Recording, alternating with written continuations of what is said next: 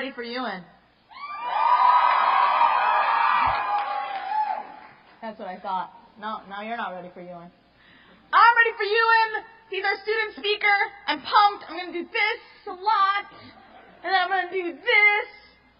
He told me to say whatever I wanted. So Ewen is bright and bright-hearted and funny and caring and gives terrific hugs.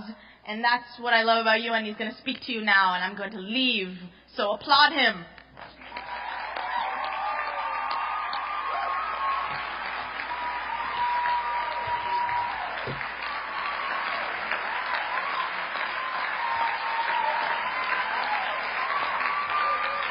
Hello, Hampshire! Legend has it that Abraham Lincoln crafted the Gettysburg Address on the back of an envelope while he was on the train to give the speech. Not to compare myself with a president, but it was this story that inspired me to really put off preparing to be student speaker. So you can probably imagine that it came as quite a shock when I found out last night that that story is not true. Though it is an honor to stand before you all today in celebration of our graduating class on this May 17th, 2008, I really don't know what it is that you want from me. A lot of you have told me to be funny, as if that's like something I mean to be. I kind of just talk and then you guys laugh. Like, it's been happening so far, so that's good. I could try like more traditional. Hey, what's the deal with the house office? I mean, is it a house or an office? But that's not.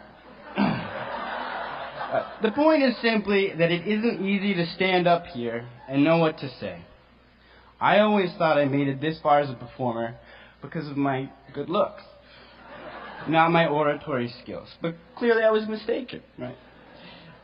To be honest, the whole thing has sort of thrown me into an identity crisis. And since I'm clearly not comfortable speaking on my own, I could quote great speeches from history, or I could take a page from Ralph Hexter's book and just quote myself from other times that I've spoken.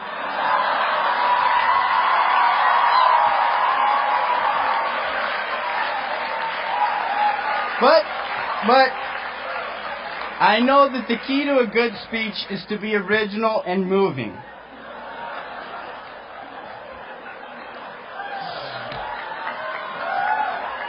I like that one too. I like that one. All right, so where do I start? Looking back on our 4+ years, we've been students during a particularly interesting time in history. A time marked by one of the most controversial presidencies to date. The president and his administration have been accused of compromising the sanctity of the people they were appointed to preserve, all for the sake of monetary gain. All the while, the economy seems only to get weaker.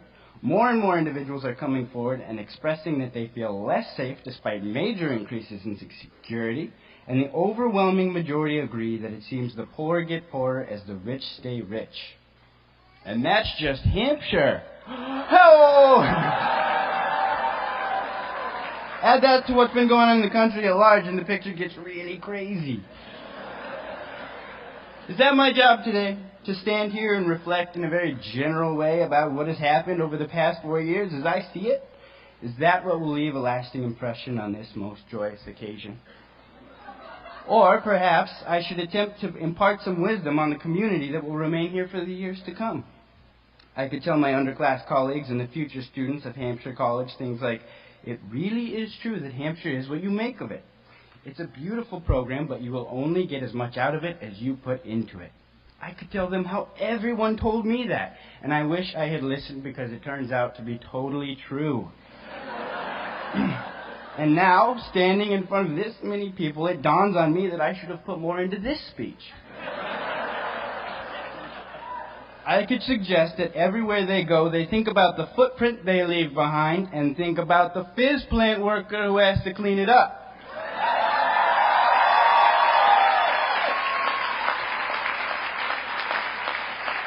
I could say, if you want to get involved in on-campus activism, do it. Don't feel alienated or like it's too late. Yes, I know it seems like all the activist kids are already an established group, but you can still get involved. I wish I had tried it earlier. I could tell you, the activist kids, to preach outreach and be more aware that your knowledge is intimidating. Use it to make the rest of the community feel like you want to educate them, not judge them.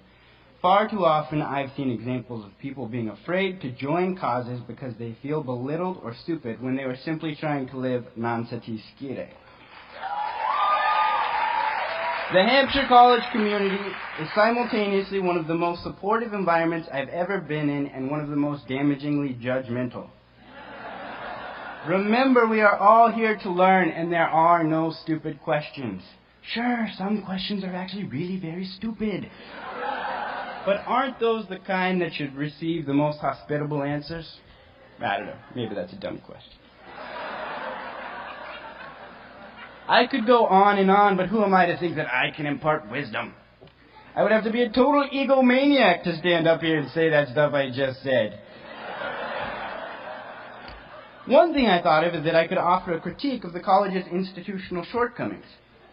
So I started to compile a list, but in so doing, I realized that this college has ingeniously lowered the standard to make us feel better. All right, take health services, for example. Health services.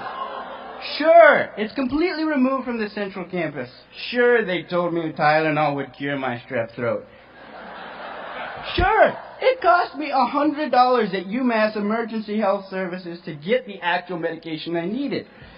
But I stand before you today alive and well and ready to deal with the lies and bureaucracy of the medical industry for the rest of my life. Thank you, Hampshire. Thank you.